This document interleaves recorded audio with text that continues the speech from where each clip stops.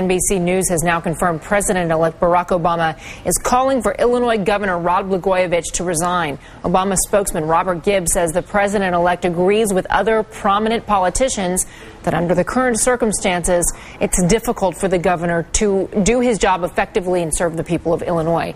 The governor left home bright and early this morning. He's at the office.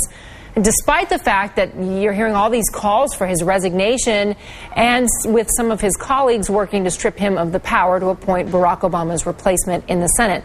Let's talk to NBC's Pete Williams, who's in Washington right now.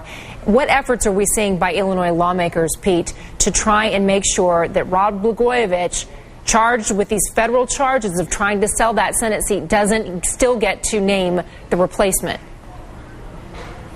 Well, it's the state law in Illinois that gives the governor this authority. This is consistent with what most states do. In Illinois, as in most states, it's the state constitution that says what happens if there's a vacancy in the office of governor.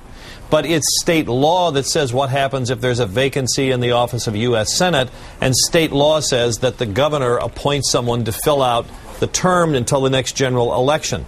So what the state legislature is starting to try to talk about is having a special session as early as this coming Monday to change that law, to say instead that if there's a vacancy in the Senate, there will be a special election, taking that power away from the governor.